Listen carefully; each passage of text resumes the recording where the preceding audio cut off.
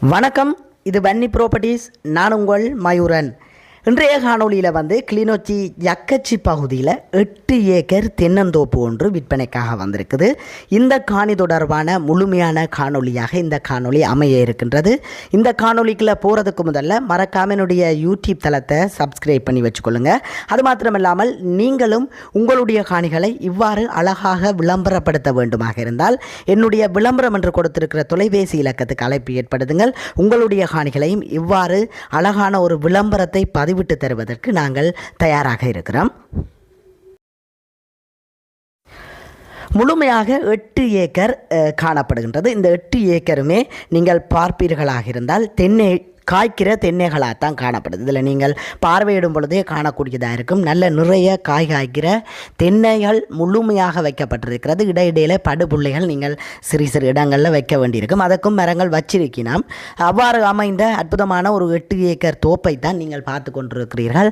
நிறைய உறவுகள், வெளிநாட்டு உறவுகளாக இருந்தாலும் சரி, உள்நாட்டு உறவுகளாக இருந்தாலும் சரி, காய்க்கிற தென்னையோடு காணி தேடிக்கொண்டிருக்கிறீர்கள். நிறைய உறவுகள் அழைப்பு ஏற்படுத்தி கூறியிருந்தீர்கள். அவ்வாறு ஒரு தென்னந்தோப்பு காணியை தேடுபவர்களாக இருந்தால், நீங்கள் ஒரு தென்னம் தோட்டத்தை நீங்கள் சொந்தமாக்க வேண்டும் என்ற கனவோடு இருப்பீர்களாக இருந்தால், உங்களுக்கு இந்த காணி ஒரு நல்ல காணியாக இருக்கும் என்பதில் எந்தவித சந்தேகமும் இல்லை.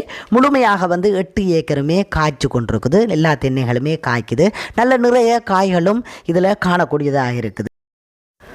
இதில் எல்லா மரத்துலையுமே பாருங்கள், நல்ல நிறைய காய்கள் காய்ச்சிருக்குது. அது தவிர நீங்களும் இந்த மரங்களுக்கு காய்க்கிறதுக்குரிய பசலைகளும் போட வேண்டியிருக்கும்.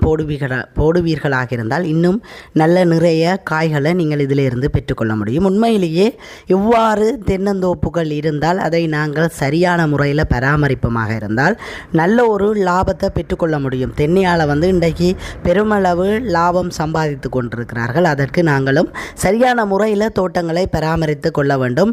அவ்வாறு நீங்கள் இந்த தென்னந்தோப்பை வாங்கி இதை பராமரிப்பீர்களாக இருந்தால் நல்ல நிறைய காய்காய்த்து உங்களுக்கு பெரிய ஒரு வருமானத்தை ஈட்டித்தரக்கூடிய காணி என்பதில் எந்தவித சந்தேகமும் இல்லை. அது தவிர பார்த்தீங்கன்னு சொன்னால், இந்த தென்னைகளுக்கு இடையிலேயே நீங்கள் வேறு பயிர்களையும் வைத்து தென்னையில் இருந்து லாபம் எடுப்பது போன்று மற்ற பயிர்களில் இருந்தும் லாபம் எடுத்துக்கொள்ள முடியும். 8 ஏக்கரை சரியான முறையில் முழுமையாக நீங்கள் பயன்படுத்துவீர்களாக இருந்தால் இந்த 8 ஏக்கர் காணியில் இருந்தும் பெருமளவிலான லாபத்தை பெற்றுக்கொள்ள முடியும். அதற்கு உங்களுடைய திறமை கட்டாயம் தேவை. இந்த காணி பார்ப்பீர்களாக இருந்தால் யக்கச்சி சந்திக்கு மிக மிக அருகாமையில் காணப்படுது.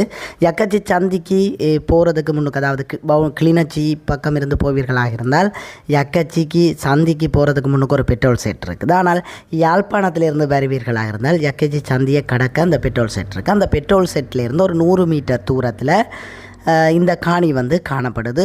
மெயின் ரோட்டில் இருந்து, அதாவது ஏனையின் பிரதான வீதியில் இருந்து ஒரு 500 மீட்டர் உள்ளுக்கு வர வேண்டியிருக்கும்.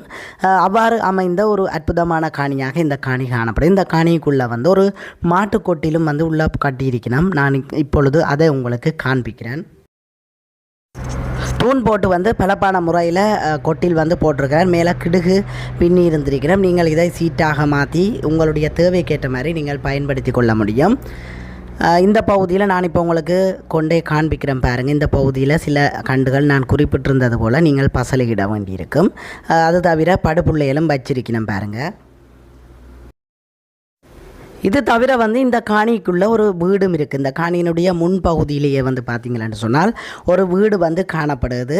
பின்பகுதிக்கு முன்பகுதி என்று 2 பகுதிகளாக பிரிக்கப்பட்ட ஒரு வீடு காணப்படுது. நீங்கள் வேலைக்கு ஆக்களை வச்சு செய்வீங்களா இருந்தால் அவர்களை தங்க வைத்து கொள்ளலாம். அல்லாவிட்டால் நீங்கள் குடும்பமாக இதில் இருந்து கொண்டு இந்த தோட்டத்தை செய்கிறதெண்டா கூட நீங்கள் குடும்பமாக இருந்து கொண்டு இந்த வேலைகளை செய்து கொள்வதற்காக ஒரு வீடும் காணப்படுது. நாங்கள் இப்போ அந்த வீட்டை பார்வையிடுவோம். நான் குறிப்பிட்டிருந்த வீடு இதுதான். இது முன்பகுதி பார்வையிடுறீர்கள். இதனுடைய பின்பகுதியிலையும் ஆக்கள் இருக்கணும். இப்பொழுது வேலை செய்கிற ஆக்கள் இந்த வீட்டில் தங்கியிருக்கணும். 2 பிரிவுகளாக தங்கியிருக்கணும். அது தவிர நீங்கள் முழுமையாக நீங்கள் காணியை வாங்கிய பின்னர் நீங்களும் இந்த காணியில் இருந்து கொள்ளலாம். அல்லாவிட்டால் நீங்கள் வேலைக்கு ஆக்களை வைத்திருப்பீர்களாக இருந்தால் 4-5 பேர் தங்கக்கூடிய மாதிரியான வசதியோடு இந்த வீடும் காணப்படுது. உண்மையிலேயே நல்ல ஒரு இடத்துல காணப்படுது.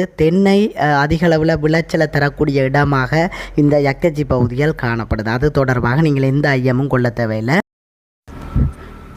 இப்போ நாங்கள் வந்து இந்த காணியிலிருந்து அப்படியே மேல் வியூவில் வந்து பாதையை பார்வையிடுவோம். மண் பாதையாக இந்த பாதை வந்து காணப்படுது பாருங்கள். அது தவிர வந்து ஏனையின் பிரதான வீதியை நான் இப்போ உங்களுக்கு ஜூம் போட்டு காண்பிக்கிறேன் பாருங்கள். ஒரு டிப்பர் ஒன்று போகிறத இதில் காணக்கூடியதாக இருக்கும். இப்போ நான் உங்களுக்கு ஜூம் பண்ணி காண்பிக்கிறேன். ஒரு மஞ்சள் கலர் டிப்பர் ஒன்று போகுது பாருங்கள், நல்ல வேகமாக போகுது பாருங்கள். இதுதான் ஏனையின் பிரதான வீதி. இந்த ஏனையின் பிரதான வீதியிலிருந்து ஒரு 500 மீட்டர் தூரத்தில் இந்த காணி வந்து காணப்படுது.